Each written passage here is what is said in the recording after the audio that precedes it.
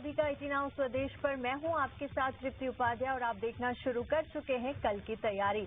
Market पर हमारी खास पेशकश कल की तैयारी लेकर हम आ गए हैं। जो दर्शक हमारे साथ अभी जुड़े हैं उनकी जानकारी के लिए बता दूं कि इस शो में हम देते हैं आज के बाजार की पूरी जानकारी और साथ ही करवाते हैं कल के बाजार की तैयारी।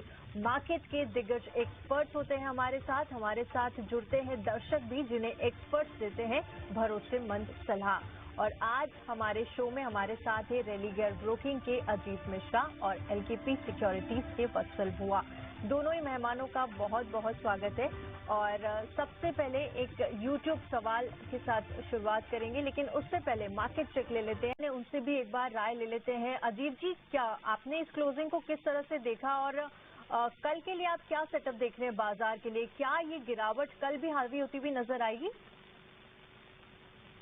शुक्रिया तृप्ति। तो तृप्ति देखिए, ये डेफिनेटली एक नेगेटिव डेंट है मार्केट के लिए। जिस तरीके से जो लास्ट वीक के जो गेन्स थे वो कम्प्लीटली इन्वर्स कर दिए हमने। साथ ही साथ इंडेक्स निफ्टी आपका एक राइजिंग चैनल में ट्रेड कर रहा था, उसको आपने ब्रेक कर दिया, जिसका सपोर्ट करीब करीब आपका 25,900 के पास था। लास्ट जो स्विंग लो था निफ्टी का करीब 25,880 का, उसको भी आपने इंट्राडे में पेनिट्रेट किया और ऑलमोस्ट डे लो के पास बंद किया। तो डेफिनेटली ये अच्छे साइन नहीं है, कंसिडरिंग कि पहले ये शुरुआत हुई थी कुछ स्टॉक स्पेसिफिक मूव के साथ, जहाँ पे कि आईटीसी में एक गिरावट आई, उसके बाद वो कैस्केड हुई एचडीएफसी में, फिर रिलायंस इंडस्ट्रीज में जिस तरीके से हम देख रहे हैं कि प्रेशर अभी बढ़ता हुआ नजर आ रहा है।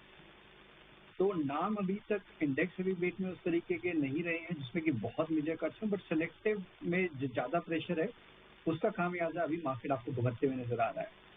अब आने वाले दिनों में क्या इंपॉर्टेंट रहेगा कल के सेशन के लिए, खास तौर से कि आप 25,850 860 के नीचे सस्टेन करते हैं या फिर आप एक रिकवरी का अटेम्प्ट दिखाती है मार्केट, ये देखना इंपॉर्टेंट रहेगा। जिस तरीके से क्लोज हुआ है, इंडिकेशन ये है कि एक बार 25,700 25,600 की पॉसिबिलिटी ज्यादा हो गई है, क्योंकि काफी डिसाइसिव क्लोज हुआ है डे लो के पास। तो ये एक फैक्टर इंडिकेट कर रहा है कि प्रेशर अभी रह सकता है। अच्छी बात यह है कि बैंकिंग में भी थोड़ी सी स्ट्रेंथ कंपैरेटिवली बनी हुई है। तो जब आप 25,600 700 के जोन में आते हैं तो वहां पर हो सकता है कि बैंकिंग की वजह से एक रिबाउंड देखने को मिले। बिल्कुल अजीत जी, आपने इंडेक्स पर राय दी और कल के लिए भी बताया किस तरह का सेशन यहाँ पर देखने को मिलेगा। और अब चलिए सवाल जवाब का सिलसिला भी शुरू कर लेते हैं। जो यूट्यूब से हमारे पास पहला सवाल आया है, पप्पू जी का बिहार से सवाल है। टाटा एलेक्सी के 20 शेयर इनके पास और जो इनका खरीद प्राइस है 6,500 के लेवल पर इन्होंने खरीदारी दी थी। और देखिए आज की क्लोजिंग देखिए टाटा एलेक्सी की तो 2.5% से ज्यादा की गिरावट है। हालांकि पूरा बाजार गिरा हुआ था जिसका इम्पैक्ट सभी शेयरों पे लगभग देखने को मिला और 5,700 के लेवल पर बंद हुआ। इनका खरीद प्राइस तो काफी ऊपर का है, जिसके चलते 15,000 से ज्यादा का नुकसान ये इस वक्त झेल रहे हैं। क्या सलाह होगी इन्हें लॉन्ग टर्म के लिए? क्या इस शेयर में बने रहना चाहिए या फिर आने वाले दिनों में यहाँ से स्विच करके किसी और शेयर पर दाव लगाया जाए?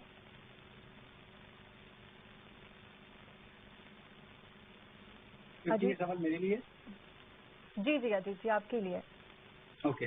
सो बेसिकली देखिए, टाटा एलेक्सी में काफी लंबी अंडर परफॉर्मेंस के बाद इनफैक्ट अभी हमने इसमें देखा था एक रिकवरी का टोन पकड़ते हुए। मींस इस वीक भी अभी आप देखेंगे तो करीब 7% के गेन्स हैं, वॉल्यूम काफी स्ट्रांग है और 6,000 का जो जोन है, बट ये एक डेफिनेटली एक हर्डल बना हुआ है 6,000 से लेकर 6100।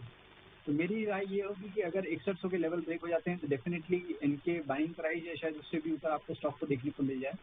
और क्योंकि बट मार्केट की कंडीशन थोड़ी सी वॉबली है, मेरे हिसाब से 5450 के पास डेफिनेटली एक स्टॉक मेंटेन करना चाहिए और उसके नीचे आया दोबारा से यहाँ सिचुएशन आपकी नेगेटिव हो जाएगी। तो रिस्क टू रिवॉर्ड फेवरेबल दिख रहा है, 5450 के स्टॉक के साथ बने रहने की राय होगी। जब भी आप 6100 के लेवल को क्रॉस कर देते हैं तो फिर 65-700 के लेवल के लिए आप वेट कर सकते हैं। ठीक है, टाटा एलेक्सी पर आपको राय, रिस्क रिवॉर्ड यहाँ पर फेवरेबल आता हुआ नजर आ रहा है।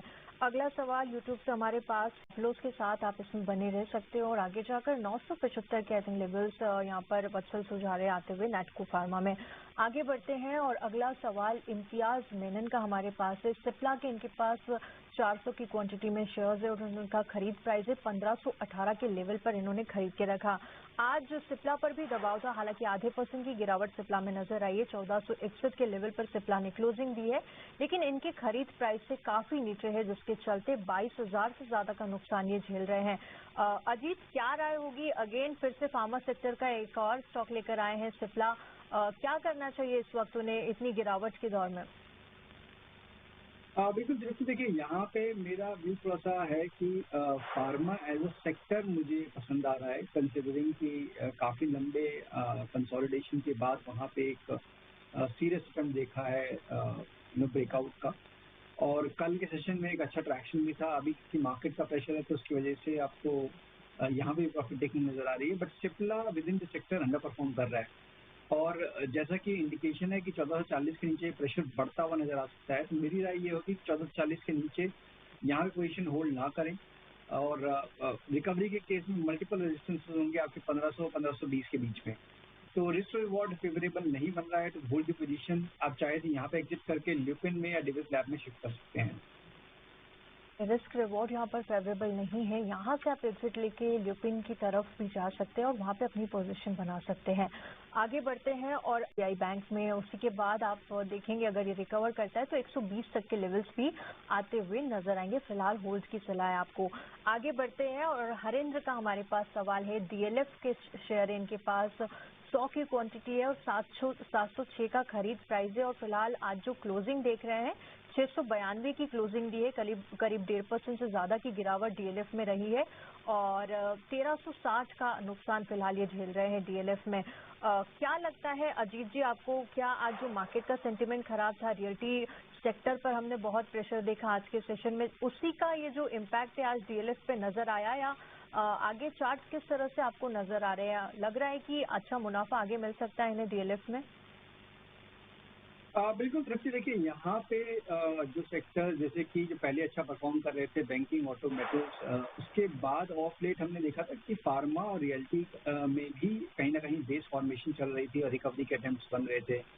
बट डीएलएफ मेरे साथ थोड़ा सा अभी अंडर परफॉर्म कर रहा है, बिकॉज स्टॉक अभी भी अपने लॉन्ग टर्म एवरेजेस के नीचे ट्रेड कर रहा है। नो डाउट हाल फिलहाल में कंसोलिडेशन जोन देखने को मिला है, तो डाउन साइड भी लिमिटेड लग रहा है मुझे। मीन्स 70-75 का जोन है, वो कहीं ना कहीं कैप करेगा डिक्लाइन को।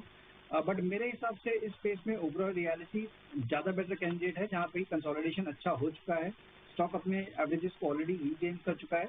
तो अगर इसी स्पेस में रहना है तो आप डीएलएफ से निकल के ओवरऑल में शिफ्ट कर सकते हैं या फिर आप पोजीशन ल्यूपिन में बना सकते हैं अगर आपका व्यू शॉर्ट टर्म का है तो। ठीक है, शॉर्ट टर्म का व्यू है तो आप निकलकर कहीं और भी पोजीशन बना सकते हैं। ओवरऑल यहाँ पर सुझाया है अजीत ने आपके लिए रियल्टी पैक से। आगे बढ़ते हैं और लेके हैं तो वहाँ पर आप अपना प्रॉफिट निकाल सकते हैं। आगे बढ़ते हैं और हमारे पास जो अगला सवाल है वो रत्न हंसराज का है। बजाज हाउसिंग फाइनेंस के 200 शेयर है, 141 इनका खरीद प्राइस है। इसके अलावा ओलेक्ट्रा ग्रीन के भी शेयर्स इनके पास 20 की क्वांटिटी में है, 1890 इनका खरीद प्राइस है। बजाज हाउसिंग फाइनेंस की क्लोजिंग देखें तो आज 94 के लेवल पर क्लोजिंग है, काफी ऊपरी स्तर की खरीद भाव है इनकी। और ओलेक्ट्रा ग्रीन की बात करें तो देखिए इनका जो खरीद प्राइस है 1890 है और 1194, दोनों ही शेयरों में काफी बड़ा नुकसान ये झेल रहे हैं। नजरिया इनका नहीं पता चला है, लेकिन क्या राय होगी बजाज हाउसिंग फाइनेंस और ओलेक्ट्रा ग्रीन पर? अजीत जी आपसे जानना चाहूंगी, लॉन्ग टर्म के लिए क्या इन्हें होल्ड करके रखना चाहिए ये शेयर्स?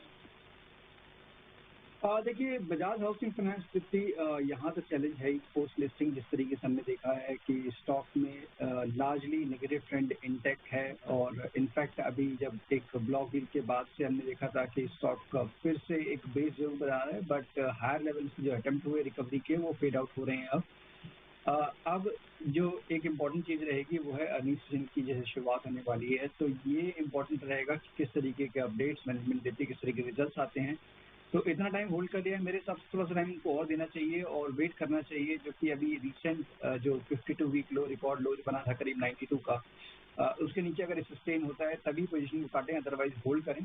रिकवरी के केस में 102-104 के लेवल्स काफ़ी इंपॉर्टेंट होंगे, बट सबसे इंपॉर्टेंट ये रहेगा कि रिजल्ट किस तरीके से आते हैं, किस तरीके से मैनेजमेंट गाइड करती है, वो काफ़ी इंपॉर्टेंट रहेगा इस स्टॉक के लिए। Olectra on the other hand यहाँ पे देखिए कंसोलिडेशन ज़रूर है एक अच्छी गिरावट के बाद, बट साइन ऑफ रिकवरी अभी भी नहीं है मेरे हिसाब से। तो टाइम यहाँ पे भी लग सकता है कि 1100 से लेकर 1350 इसी बैंड में आपको ये स्टॉक ट्रेड करता हुआ नजर आए। तो अगर आपका नजरिया शॉर्ट टर्म का है तो 1100 के नीचे डेफिनेटली आपको एक बार काटना चाहिए। और हो सकता है कि स्टॉक आपको 950 से शायद उससे भी नीचे के लेवल पे दिख जाए। वहीं पे अगर आप 1250-1300 के लेवल को ब्रेक करते हुए देखते हैं तो डेफिनेटली आप अपनी पोजीशन को होल्ड करिए 1100 के स्टॉप लॉस के साथ। ऊपर पे करीब 1650-1700 तक के टारगेट्स भी पॉसिबल है। ठीक है, दोनों ही शेयरों पर काफ़ी अच्छी सलाह दी आपने, लेकिन बजाज हाउसिंग फाइनेंस की बात करें तो यहाँ पर अब देखिए रिजल्ट पर थोड़ी सी नजरें रहेगी कि इस तरह का मैनेजमेंट आगे के लिए गाइडेंस देता है, काफ़ी कुछ उस पर निर्भर करता है। चलिए, सवाल जवाब का सिलसिला यहीं हम समाप्त करेंगे, लेकिन अब वक्त है वीआईपी शेयर्स जानने का।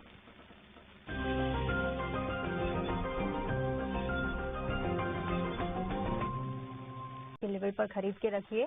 आपको स्टॉप लॉस लगाना होगा 11,600 रुपए का और टारगेट्स 12,500 तक के यहाँ पर आते हुए नजर आएंगे। अजीत जी, आज की वीआईपी पिक्स क्या रहेगी आपकी तरफ से? अभी तो जैसे देखिए जिस तरीके से मार्केट का टोन थोड़ा सा बदला है, जिस तरीके से हमने देखा है कि आज की सेशन की क्लोज हुई है, थोड़ा सा डिफेंसिव होकर चलना चाहिए। मीन्स यहाँ पे आपको फार्मा हेल्थ केयर स्पेस जहाँ पे कि हम देख रहे थे कि हाल फिलहाल में अपने को अच्छा ट्रैक्शन देखने को मिला, वहाँ पे आप फोकस कर सकते हैं। तो उनमें जो नाम हमने बार बार शो पे भी बात की है, ल्यूपिन की एक स्ट्रॉन्ग मूव के बाद एक पॉज देखने को मिल रहा है। तो एंटिसिपेशन ये है कि जल्दी ही ये मूव एक्सटेंड होता हुआ नजर आएगा। आपको करीब 2360 तक के लेवल्स नियर टर्म में देखने को मिल सकते हैं। तो यहाँ पे आप एक्यूमुलेट कर सकते हैं 2130 के स्टॉप लॉस के साथ। एट द सेम टाइम थोड़ा सा शॉर्टिंग पोजीशन भी मेंटेन करना जरूरी है कंसिडरिंग द मार्केट स्ट्रक्चर। तो वहाँ पे इंडिगो जिसने कि हाल फिलहाल में एक रिकवरी का अटेम्प्ट किया था पोस्ट शार्प डिक्लाइन, और वो रिकवरी का अटेम्प्ट फेल हुआ और अब ग्रेजुअली दोबारा से ये स्टॉक नीचे बढ़ता हुआ नजर आ रहा है। तो मुझे लगता है करीब 4780 के लेवल्स नियर टर्म में इंडिगो में देखने को मिल सकते हैं आपको डाउन साइड पे। तो 50,020 के स्टॉप लॉस के साथ इंडिगो को आप शॉर्ट की पोजीशन के लिए देख सकते हैं। ठीक है, यहाँ पर अजीत जी की तरफ से एक बाय और एक सेल की रिकमेंडेशन आई है। ल्यूपिन को आप बाय करके रखिए, लेवल्स लगातार फ्लैश हो रहे हैं, और इंडिगो पर यहाँ पर शॉर्ट करने की राय। इसी के साथ कल की तैयारी को यहीं समाप्त करेंगे। अजीत जी और वत्सल, आपका बहुत बहुत शुक्रिया हमारे साथ जुड़ने के लिए और हमारे दर्शकों का मार्गदर्शन करने के लिए। शुक्रिया।